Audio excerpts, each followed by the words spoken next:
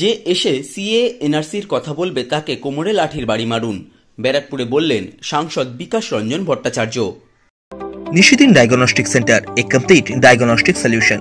আমাদের ঠিকানা 144/1 central road, Anandapuri, Barrackpore, Kolkata 122।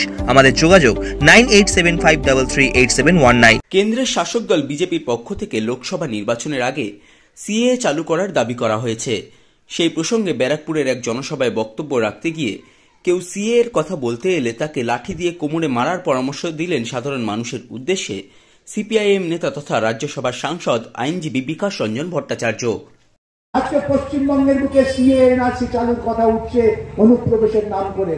এই অনুপ্রবেশের তত্ত্বের জন্ম দিয়েছেন মমতা বন্দ্যোপাধ্যায়। নির্লজ্জের মতো বামফ্রন্টের বিরুদ্ধে অন্ধকার আন্দোলন করতে গিয়ে তিনি অনুপ্রবেশের তত্ত্ব খেলা করেছেন। অমিত শাহ বলছেন আমি তো দিদির যে কথা মতোই সিএ এনআরসি চালু করেছি।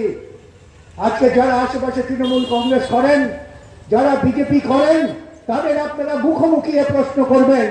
আজকে আবার পশ্চিমবঙ্গ যা রেফিউজি উদ্দেশিত অঞ্চল, সেখানে নতুন করে সিএ এনআরসির মধ্য দিয়ে মানুষের মধ্যে আতঙ্ক তৈরি করা হচ্ছে। মাঝে মাঝে মানুষ আমাকে ফোন করেন, স্যার আমার এই সার্টিফিকেটটা থাকলে আমি বাঁচবো তো? আমার কিসের ভয় আপনার?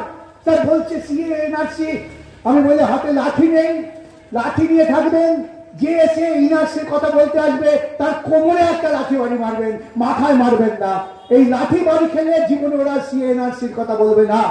যখন দিল্লির বুকে মহিলারা বিক্ষোভ করেছিলেন তখন সিএ এনআরসি প্রত্যাহার করে নিয়েছিল। আজকে আবার নির্বাচনের বুকে মানুষের মধ্যে বিভাজন তৈরি করার পরিকল্পনা চলছে। আমি আপনাদের কাছে নিবেদন করব, সুযোগ এসেছে। ওই একটা ভোট যদি আমরা ঠিক মতো প্রয়োগ করতে পারি, একটা ভোটের মূল্য যদি আমরা উপলব্ধি করে থাকি, সকলে মিলে আমাদের আত্মমর্যাদার জন্য, অধিকারের জন্য আপনাকে ভোট দিতে হবে। সাধ্যের মধ্যে স্বপ্নের ফ্ল্যাট খুঁজছেন?